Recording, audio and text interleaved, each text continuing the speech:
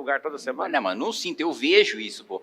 Sabe qual que é a média, o tempo médio para um deputado aprovar um projeto de lei? 5 anos. E o mandato do deputado tem 4. Então a regra do parlamento brasileiro é o sujeito aprovar o primeiro projeto de lei a partir do segundo mandato. Para você ter noção do nível de improdutividade. E isso quando não é um projeto que é, por exemplo, outro dia na Comissão de Constituição e Justiça, a comissão mais importante da Câmara dos Deputados, a gente estava analisando um projeto do Padilha, que hoje é ministro de Estado do PT, para criar o Dia Nacional do Funk. Imagina, o cara ficou 5 anos com, sei lá, 200 mil de verba de gabinete de funcionário trabalhando para ele, com cota parlamentar de 40 mil reais todo mês para carro, segurança, motorista, comida, gasolina, mais o salário, para, sei lá, no 5º ano de mandato aprovar o Dia Nacional do Funk. Esse tipo de coisa que a gente vê dentro da Câmara. E foi aprovado? E foi aprovado. E justamente então tem o Dia do Funk agora. Agora vai ser sancionado o Dia do Funk. Então, você pode... No dia você comemora e traz um funkeiro para ser entrevistado. É essa a realidade que a gente vê no Congresso hoje. Muito por causa do que eu coloquei, desse descolamento da população, do eleitor, da maior parte do eleitorado, com a função do deputado. Que a função dele era para ser legislar, mas aí ele passa a maior parte do mandato preocupado em levar mais dinheiro para a sociedade. O que é seu sonho para o Brasil? Cara, eu, nesse sentido, sou um pouco megalomaníaco, tá? Eu sempre escutei, quando eu era criança, né, professor de geografia, falando: a gente precisa ter um assento no Conselho de Segurança da ONU, a gente precisa ter um assento no Conselho de Segurança da ONU, a gente precisa ter um assento no Conselho de Segurança da ONU. Eu quero, a minha visão para o Brasil, e eu sei que muito provavelmente eu não vou estar vivo para ver esse Brasil, mas eu quero que a minha vida esteja a serviço dele, ainda que não sou eu que vá ver, ou que vá viver, ou que vá usufruir disso. É de um Brasil não só que tem um assento permanente no Conselho de Segurança da ONU, mas um Brasil que tem um assento permanente e preside o Conselho de Segurança da ONU. É um Brasil que senta na mesa dos adultos do mundo para falar sobre geopolítica. É um Brasil que, quando se posiciona em relação a uma guerra na Ucrânia, o mundo para escutar e fala: bom, o que o Brasil está fazendo? Porque se o Brasil entrar nisso daí, acabou a guerra. Qual que é a posição do Brasil sobre o conflito no Oriente Médio? Porque se o Brasil se envolver nisso, acabou a guerra. A gente está num patamar de desenvolvimento tão grande, de educação desenvolvida, que hoje a gente tem um analfabetismo infantil de 56%, uma tragédia humanitária, de saúde desenvolvida sem a gente ter, né, hoje os horrores que a gente vê de fila do SUS, de infraestrutura, que hoje a gente não tem o básico, né? A gente poderia dobrar a nossa produção agropecuária sem derrubar uma árvore sequer, só com ferrovia, só com portos, para a gente escoar a nossa produção. Então, se a gente resolvesse esses problemas domésticos para estar, né, entre os 3 países mais ricos do mundo, e ditando as regras da geopolítica global, esse é o país que eu projeto e que eu acredito que a gente tem potencial para ser. Porque o Brasil, ele já foi um país levado a sério para o mundo, as decisões do Brasil já interferiram diretamente nos destinos do mundo, no Império de Dom Pedro II. A gente já foi grande, a gente já foi relevante, a gente já esteve na mesa dos adultos. Dá para a gente ser. E mais do que isso, há 60 anos atrás, a Coreia do Sul, Singapura, Hong Kong, eram mais pobres, tinham mais analfabetos, tinha menos saúde do que o Brasil. Ou seja, a gente tem uma notícia péssima nisso, que significa que em 60 anos a gente não melhorou nada, né, quando comparado com o resto do mundo em desenvolvimento, nem comparando com o país desenvolvido, comparando com o mundo em desenvolvimento. Pega o Sudeste Asiático. Ano passado eu estive lá, Singapura, Indonésia, né, os países estão assim, explodindo de exportação para o resto do mundo, aproveitando o conflito dos Estados Unidos com a China e com a Rússia. E a gente está parado, né? A notícia ruim é que a gente, em 60 anos, podia ter se desenvolvido e não se desenvolveu. A notícia boa é que tinha gente pior do que a gente, está hoje, e que conseguiram se transformar em país desenvolvido. Então, acho que a gente consegue. Eu vejo que você tem um perfil analítico, é uma máquina de dados e tudo. Eu estou vendo você se aventurando com a questão de Prefeitura de São Paulo, que é um cargo que não parece combinar com o seu perfil. Só parece, tá? Eu trabalhei 4 anos com recrutamento e seleção, e não estou falando de maldade, não. Eu vejo que você está entre os 513 deputados, na minha avaliação, que está um pouco distante, que eu não estou acompanhando tanto, mas pelo pouco que eu vejo que você é top 10 lá no Congresso Nacional hoje. 513.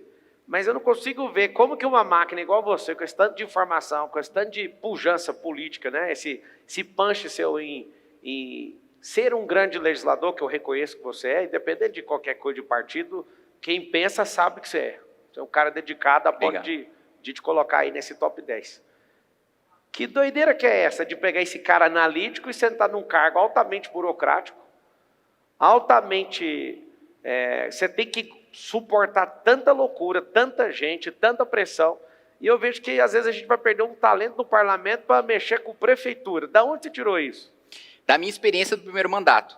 Eu sempre acreditei, e eu sempre disse, que preferia estar no poder legislativo para pensar a estrutura de país e para pensar a longo prazo, para pensar a Constituição, para pensar a estrutura, os problemas estruturais do nosso país, e não o gasto do dia a dia, a folha de pagamento, e não a burocracia do dia a dia do Poder Executivo, justamente por pensar que é o legislativo que tinha mais poder de mudar as coisas no longo prazo.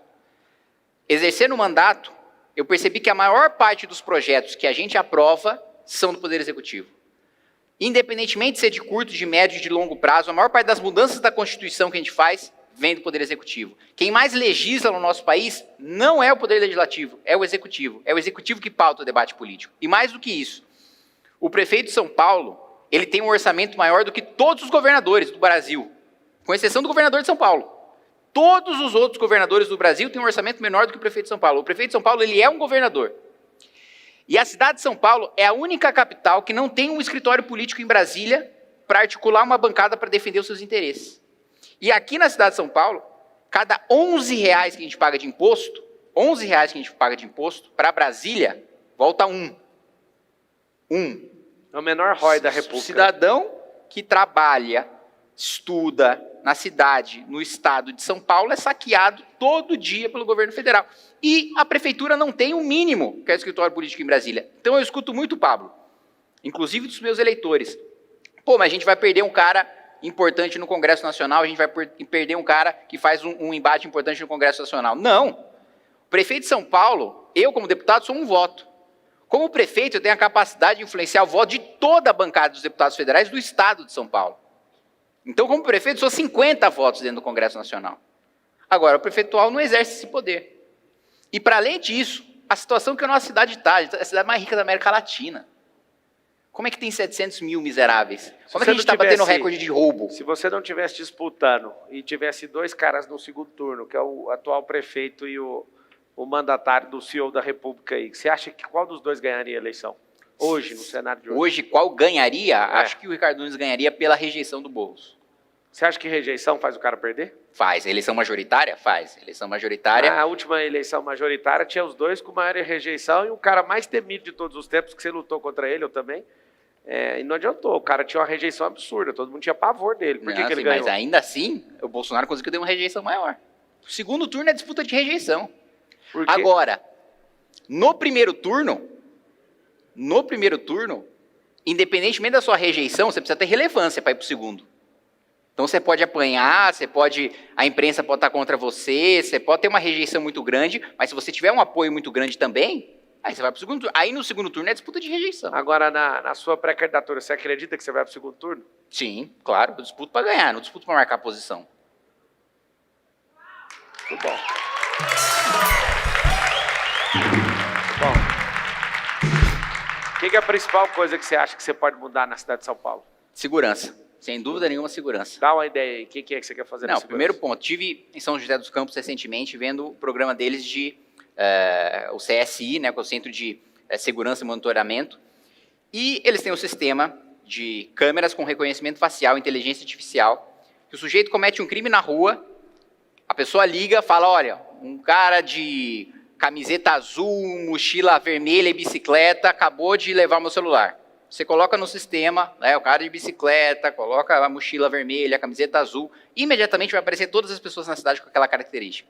Com isso, eles conseguiram reduzir os crimes, o número de roubos em 70% em São José, o número de homicídios em 40%.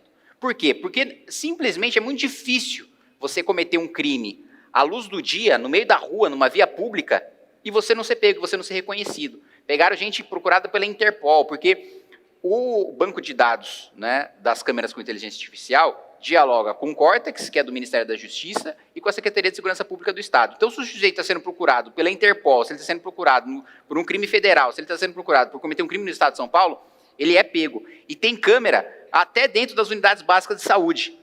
E aí tem dois casos muito curiosos que me contaram lá, que eu achei até engraçado. Um, no traficante que foi levar a tia para uma consulta na UBS, a câmera de reconhecimento facial estava dentro da UBS, pegou ele, a polícia militar foi lá e prendeu. O cara foi levar a tia para uma consulta, foi pego.